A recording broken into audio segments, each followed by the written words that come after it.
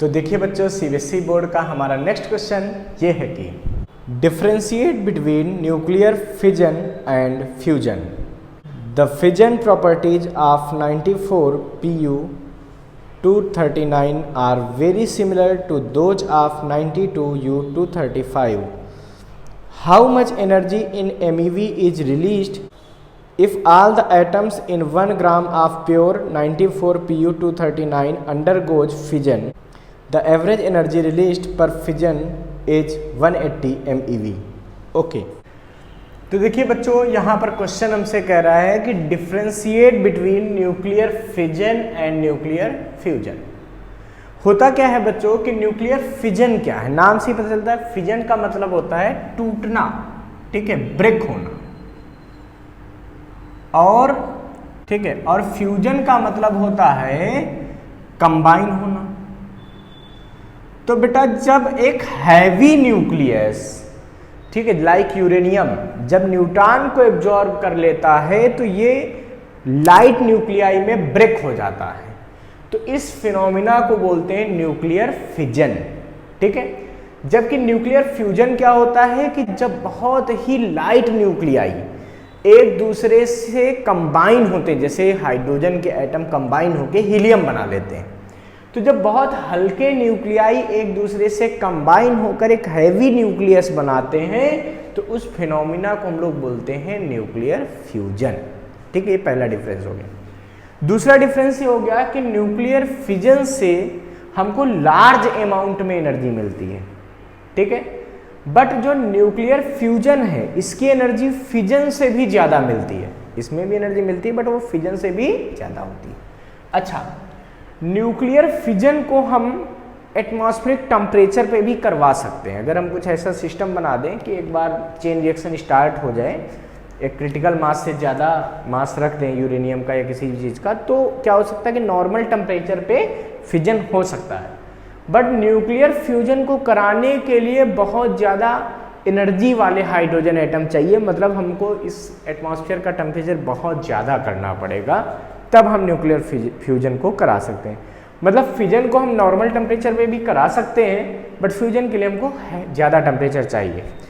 जो nuclear fission है, ठीक है, ये लेबोरेटरी में करवाया जाता है और इसकी हेल्प से हम लोग क्या करते हैं कि इलेक्ट्रिसिटी भी प्रोड्यूस कर सकते हैं, और न्यूक्लियर फिजन की हेल्प से हम लोग एटम बम भी बनाते हैं, ठीक है। जबकि न्यूक्लियर फ्यूजन को हम लोग लैब में करवाने के लिए हमारे पास अभी इतने ज़्यादा पर्याप्त संसाधन नहीं है, क्योंकि हमको यहाँ पे टेम्परेचर बहुत ज़्यादा, लाइक सन का टेम्परेचर, उतना ज़्यादा टेम्परेचर यहाँ पे करना पड़ेगा, क्योंकि न्यूक्लियर फ्यूजन जो है वो सन में हो रहा है ऐसा माना जाता है, ठीक है। तो इतना ज़्यादा टेम्परेचर करना पड़ेगा और इसकी हेल्प से हम लोग हाइड्रोजन बम बनाते हैं। क्या बनाते हैं? हाइड्रोजन बम, ठीक है। तो अगर बेसिकली आपको लिखना है difference between nuclear fission and fusion, तो देखिए आप ऐसे इस तरह से आप इसको लिख सकते हैं, ठीक है। इस तरीके से आप लिख लीजिए कि डिफरेंस ये हो गया न्यूक्लियर फिजन और फ्यूजन में। अच्छा, तो देखिए बच्चों, इसके सेकेंड पार्ट में इस क्वेश्चन के हमसे कह रहे हैं कि अगर एक प्लूटोनियम का जो एटम है, ठीक है, प्लूटोनियम क्या होता है 94 Pu 239 ऐसे लिखा गया है।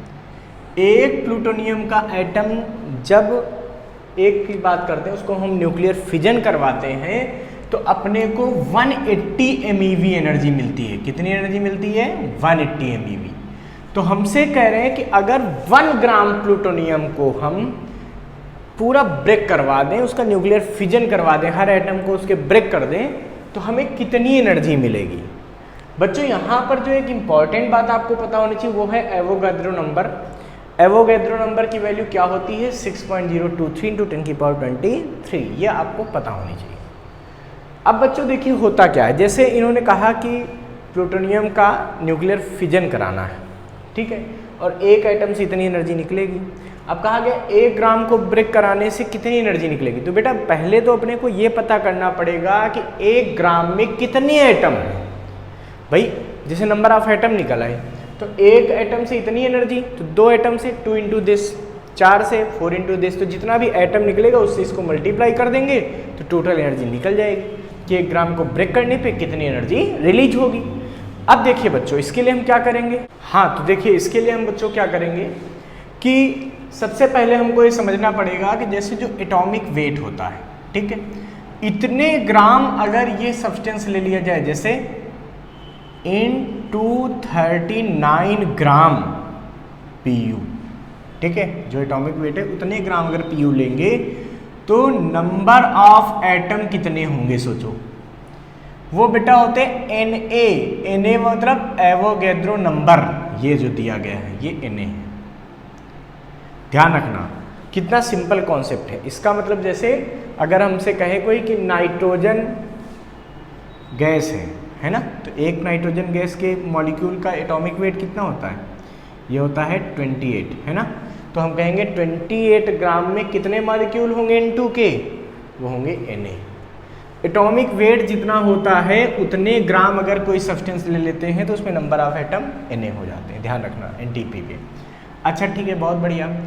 अब बेटा जब इस पे नंबर ऑफ एटम Na हो गए, अब हम बात करें, ठीक है, इन 1 ग्राम Pu नंबर ऑफ एटम, तो 1 ग्राम प्लूटोनियम में कितने एटम होंगे, तो Na/239। सोचो 239 ग्राम में इतने एटम, तो 1 में कितने होंगे, इससे डिवाइड कर लिया, सिंपल हो गया बच्चों। यानी कि अगर मैं बात करूं कि 1 ग्राम में कितने एटम होंगे, तो इसको अगर हम सॉल्व कर लें ऐसे ही तो क्या मिल जाएगा, Na की वैल्यू 6.023 इंटू 10⁻23 अपान 239, अपान में कितना आया 239। तो जब इसको हम सॉल्व करेंगे तो बच्चों हमको क्या मिलेगा, इससे इसको डिवाइड करते हैं, तो डिवाइड करेंगे तो अपने को मिलेगा 0.0252 इंटू 10⁻23 या 2.52 इंटू 10⁻21 एटम। इतने एटम होंगे 1 ग्राम में। सोचो अब 1 ग्राम में इतने एटम हो गए, एक एटम को अगर हम न्यूक्लियर फिजन कराते हैं तो कितनी एनर्जी मिलती है, 180 MeV। तो 2 को अगर फिजन कराओगे एटम को तो कितनी एनर्जी मिलेगी, 2 × 180, 3 को 3 × 180, तो इतने एटम को तो इतना इंटू 180। यानी कि हम बोलेंगे कि total energy released in fission of 1 gram plutonium 94-239 कितना होगा भैया। तो इसको कर लेंगे, नंबर ऑफ एटम जो आए हैं कितने आए बेटा, 2.52 इंटू 10⁻21 इंटू एक एटम से कितनी एनर्जी निकलती थी, तो ये हो गया 180। इसको जब आप सॉल्व करोगे तो इसको मल्टीप्लाई करने पे अपने को क्या मिलेगा, यहाँ पे सोचो, ये मिलेगा 453.6 इंटू 10⁻21 MeV। क्यों, एक में मिलती थी 180 MeV, तो इतने एटम में इतनी MeV। इसको सॉल्व कर लो तो ये बनेगा 4.536 इंटू 10⁻21 और 2 पॉइंट इधर लाए तो कितना हो गया 10⁻23 MeV। इसका मतलब अगर 1 ग्राम प्लूटोनियम को हम ब्रेक करेंगे तो हमको कितनी एनर्जी मिलेगी, 4.536 इंटू 10⁻23 MeV। सोचो कितनी ज़्यादा एनर्जी मिलेगी केवल 1 ग्राम के फिजन से, ठीक है। इसीलिए तो न्यूक्लियर फिजन की हेल्प से हम लोग क्या करते हैं, एटम बम बनाते हैं, बहुत ज़्यादा एनर्जी है दे सकते हैं, ठीक है। अच्छा इसको फटाफट नोट कर लीजिए बच्चों।